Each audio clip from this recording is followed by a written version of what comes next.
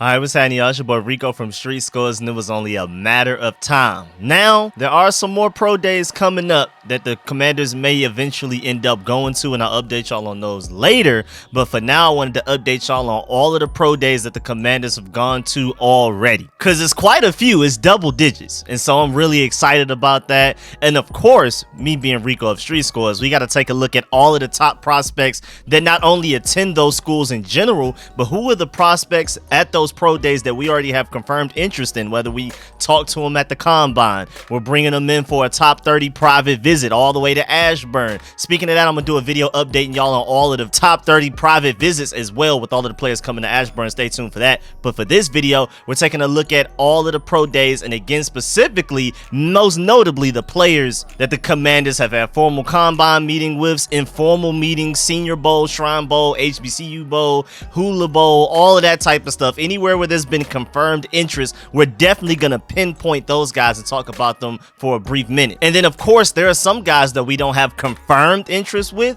but again, they attended these pro days, so I also made sure I listed some of the top players that will be performing at those pro days as well, or already did perform at those pro days. So man, before we dive into all of that, make sure you subscribe to the channel, hit the bell next to the subscription button so you get notification immediately, and every time I release an informative and opinionated videos just like this one. Make sure you pull up every Sunday for the Commanders Call In live show. Won't be able to do it this Sunday, but if I have time to maybe do it like Friday, I'm gonna try to get a live stream up, even if it's for a little while. But make sure you stay tuned, be on the lookout for all of the Sunday live streams. And of course, man, make sure you stay tuned for all the free agency stuff, of course all of the draft stuff like this. I'm working on film sessions, I'm working on a mock draft that I want to come out with soon, so stay tuned for all of that, man. And without further ado, let's get it.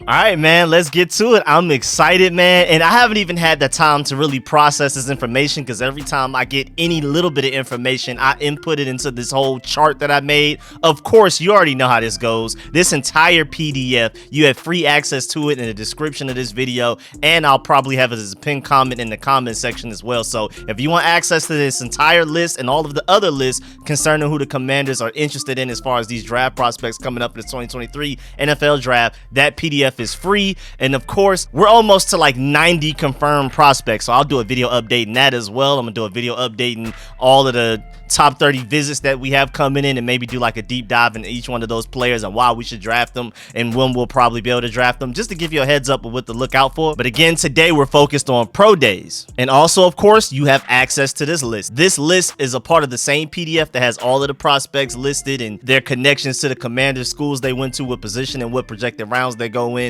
And then also of course we have the general list that keeps track of how many different players of each position group, all of that type of stuff. Y'all already know how this goes. If you don't know, go check out the other videos. We already did those breakdowns. All of those are part of the same PDF. When in doubt, just open up the PDF file. Again, it's free for you to access if you want to look at everything. But today, again, we're only focused on pro days. So let's get to it, man. Starting with, it's in alphabetical order too, and don't pay attention to like the numbers because I haven't updated that yet, because there's more coming in. So that's why we go from 11, then there's Michigan, then this is 12. Ignore that, but just know we're somewhere slightly above 20. But starting with Alabama, we know for a fact that at the very least GM Martin Mayhew went to this one. And so far, out of all of the players that we're confirmed interested in, there's interior offensive lineman Emil Ekiyor Jr., offensive lineman Tyler Steen, and tight end Cameron Latou. So we're really only looking at Alabama players mid to late rounds, but of course there are a lot of top players there.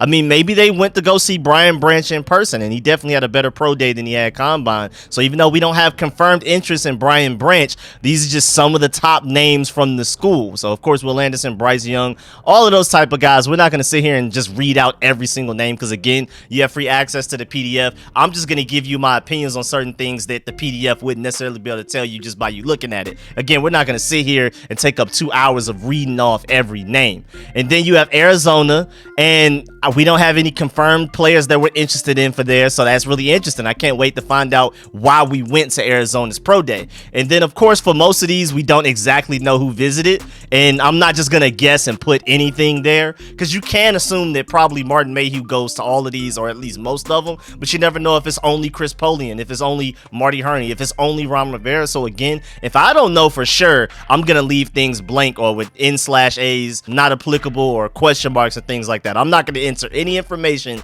that I haven't had at least some trustworthy source to confirm. Again, I'm not there, so I don't know 100% about anything, but at least I feel like these are safe to assume with all of these things. And again, there's not even any real top Arizona players where it's like, okay, maybe we went for him. I couldn't really find any that were very noteworthy, but maybe there's some guy like an undrafted free agent that we're looking at. So stay tuned. I'm gonna probably do some more research to at least fill in that spot. Then we went to Army's pro day as well. That was linebacker Andre Carter, who we have confirmed interest in. I don't know any other top players, so they probably literally went to that Army pro day literally just for him, which shows that they do really value potentially bringing in some pretty good linebackers through this draft process, because to go to a pro day primarily for a late round linebacker is really interesting. Then you have Central Michigan edge Thomas Nkoum. That's the only guy that we know of, but they also have a running back named Lou Nichols III, so maybe they went to see him as well. But the only guy we can confirm is edge Thomas Nkoum. And then you have Clemson offensive lineman Jordan McFadden, and that's pretty much it. Everybody else that they have to offer is basically defensive linemen, and then of course there's Trenton Simpson,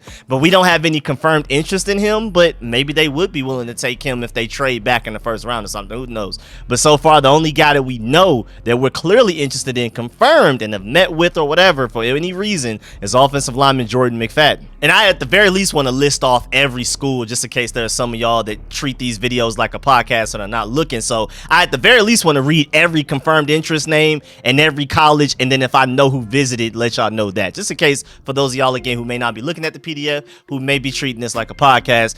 Then Coastal Carolina, we have cornerback Lance Boykin, maybe as a late round option. Then you also have defensive tackle Gerard Clark, but we don't have any confirmed interest with him, but you never know. Then you got the champions of Georgia, man, and there's confirmed interest in Broderick Jones, the tackle, tight end Darnell Washington. If we want to, they just added the fact that you can wear number 0 in the NFL now. Darnell Washington wore number 0 in Georgia. I think that would be a seamless transition. Now, just to go a little off topic, if we don't draft somebody that wants number 0, like a Christian Gonzalez or a Darnell Washington, I think Cameron Curl would make the most sense with the fact that he's so versatile. He can do anything. I feel like 0 would be perfect for him, because he's allowing 0 yards in coverage, or he's allowing 0 yards against the run. You know what I'm saying? I just think Cameron Curl would be my candidate for that. I know that's a random tangent, but thought I should go ahead and put my thoughts out there for that. And then of course you also have, speaking of safety, Chris Smith, the leader of the Georgia defense last year, along with Nolan Smith. And so those are confirmed interests right there. Broderick Jones, you would have to get him in the first round.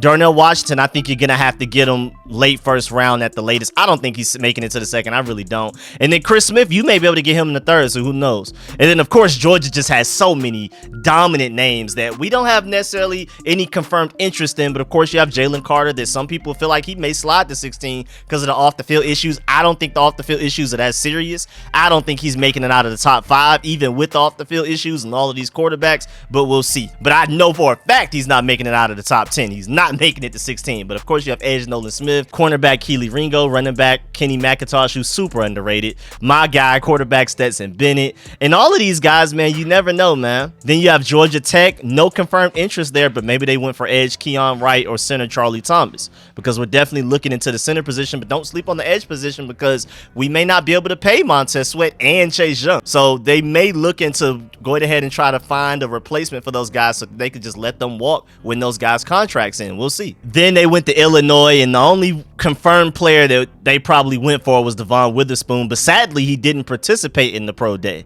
So I guess maybe while they were there, and they probably knew that even before they went, so that lets you know that even though they probably knew Devon Witherspoon wouldn't participate in the pro day, they maybe wanted to just talk to him, but also they may have stayed to look at safety Jartavius Martin or running back Chase Brown. You never know. Then they went to Louisiana's pro day, and no confirmed interest there, but there's a couple of guys that they may want to look at. Same thing with Louisiana Tech, no confirmed interest, but a guy that maybe they went for, maybe Miles Brooks, the cornerback. Then you have Michigan. You have center Oluwatimi, who we have confirmed interest in, and it seems like it's pretty strong interest as well. And then you also have a few other guys that they may want to look at, like tight end Luke Schoonmaker later on in the draft, maybe cornerback DJ Turner. I mean, they have some speedsters over there in the cornerback position. You never know. Then you have Michigan State wide receiver Jaden Reed that we have confirmed interest in for the Michigan State situation. Then for Minnesota, we have 3 confirmed interests. You have interior offensive lineman John Michael Schmitz, who I would be super happy to get as a potential replacement for Chase Roulier as our franchise center. You have cornerback Tanner Morgan, who we have confirmed interest in, and also cornerback Terrell Smith, who we have interest in.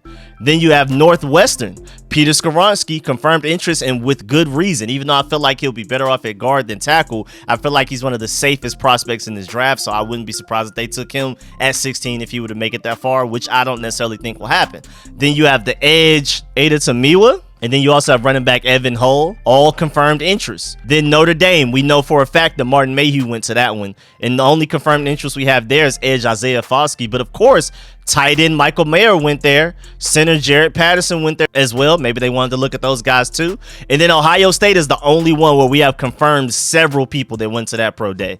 So you have GM Martin Mayhew, Senior Director of Player Personnel Eric Stokes, and college scout Chuck Cook. They all went to the Ohio State pro day. There was no games being played there. And of course, you have both tackles, left tackle and right tackle, Paris Johnson and DeJuan Jones. I know I definitely typed in DeJuan, but the program I use, I think, corrected it. So I'm gonna have to remember to correct that after this video. I'm sorry for that. And then, of course, the top names that are there that we don't have confirmed interest in, but you never know, because we didn't hear any confirmed interest about Jahan Dotson leading up to the draft at any point, and we took him in the first round. So that doesn't mean anything. So that's why I'm including this. You have quarterback CJ Stroud, wide receiver Jackson Smith and Jigba. We're not getting CJ Stroud, but you never know. Doubt we're taking a receiver too. But then you have defensive end Zach Harrison, center Luke Weiler, safety Ronnie Hickman, cornerback Cameron Brown. You never know. Then Oregon, of course, we mainly went for Christian Gonzalez for sure, but also interior offensive lineman Alex Forsythe, who we have strong interest in. And then you also have linebackers Noah Sewell and linebacker DJ Johnson. Has Justice Lowe already picked where he was going to transfer to? I remember I wanted him so bad coming out of high school for Georgia, coming out of Cali, and then he ended up going to Oregon, and then he never lived up to the hype as a 5-star linebacker. Looked like probably one of the best high school linebackers since Ruben Foster. I know it's on a tangent, but I just thought about the fact that Oregon is losing so many linebackers this offseason. I mean, Noah Sewell, DJ Johnson, and then Justice Lowe, again, is trying to transfer out of there. We'll see where he ends up. I'm big on high school recruiting and college football, obviously, so I like to keep track of all of that as well, not just NFL stuff. Then Oregon State, you have tight end Luke Musgrave, who's obviously an option for us, and there's strong interest there. And also cornerback Rajon Wright as well, maybe as a very late round option, maybe as an undrafted free agent if we want to try to wait till that long to potentially bring him in. Then Penn State obviously went for Joey Porter as probably the biggest reason. We had a formal combine meeting with them and everything, but there's also tight end Britton Strange, interior offensive lineman Drew Scruggs, and quarterback Sean Clifford, all who we have confirmed interest in. We met with them at the combine or wherever. Then San Diego State, don't exactly know who we met with there and who we're interested in it specifically, but there's a defensive lineman named Jonah Tavai who's pretty good, so maybe that's why. South Carolina, same thing, don't exactly know who we're interested in, no confirmed interest, but you have cornerback Sam Smith, who's pretty good, cornerback Darius Rush, and defensive lineman Zach Pickens. And then Tulane, Tajay Spears. A lot of people want the Commanders to get him at running back. There's confirmed interest there, and we went to the pro day, so they probably are taking a really good look at him in person and all of that. We talked to him at the combine, all of that type of stuff, so stay tuned, man. Don't be surprised if we end up taking running back Tajay Spears later in the draft. And then the last two schools, you have UCLA, and then the confirmed interest is, of course, interior offensive lineman Antonio Mafi. Huge interest there for several reasons. Then you have wide receiver Jake Bobo, interest there as well, and quarterback Dorian Thompson Robinson. One of the first quarterbacks that I ever heard of us being actually interested in, like confirmed interest. He was the first out of every quarterback on this list, and we may be able to steal him later if you wanted to take a quarterback later in the draft to prepare behind Sam Howell in case he doesn't work out. If Sam Howell is terrible and Jacoby Brissett ends up being your starting quarterback, it would be smart to have a Dorian Thompson Robinson behind him, learning potentially as a potential type of guy. But I just really hope Sam Howell works out. I don't even want to speak that into existence, but you never know, because Chris Sims had Dorian Thompson Robinson higher than Will Levis on his list, like the 4th or 5th quarterback on his list. So that could be a huge steal for us right there. And then Western Michigan, no confirmed interest, and I couldn't really find any top players that we may have went to that for. But again, if we're going to these pro days, they're going for somebody. You're not going to waste your time and go to a pro day for no reason. So really it's up to me as in Rico of Street Scores to do better research and figure out who these guys are. Because to have nobody for Western Michigan, nobody for Colorado, and nobody for Arizona, I got to find somebody because they went there for a reason. They didn't spend all of that money to fly out there and to go there and to send really important people there, whether it's just college scouts or it's the director of college scouting and Eric Stokes or even GM Martin Mayhew, Marty Herney, Chris Poley, and Ron Rivera. You never know. Again, I don't exactly know who we sent to those pro days, but we went to them for a reason. So maybe there's just some undrafted free agent prospects that they may want to try to steal in the 7th round or sneak onto the roster after the draft. Who knows? But there has to be somebody they went there for. You never know though. Maybe they could be going there for a prospect that's coming out in the 2024 draft. That's a thing that could happen. Just like how CJ Stroud was at Ohio State's pro day last year leading up to the 2022 draft. So you never know. But again, I'm going to do more research to figure out who they may have at the very least possibly gone there for. So stay tuned for that. But yeah, man, again, access to this entire list and more is all in that free PDF file in the link in the description and as the pinned comment in the comment section. So man, this is the end of the video. Please let me know how you feel about everything discussed in this video. Please leave a like on this video if you liked it, if you learned anything. As always, man, I appreciate all the support, man. Shouts out to all of my sponsors, especially my Pro Bowl sponsors whose name you see scrolling on the screen right now. Out of all of the pro days that we went to and all of the potential guys that they're interested in, whether confirmed or some of the top players that were at those pro days that we don't even have confirmed interest in, who are the guys that you really want them to take the most? And what round do you think we could potentially get them in? So let me know that in the comment section. I'm gonna catch y'all later. I'm out.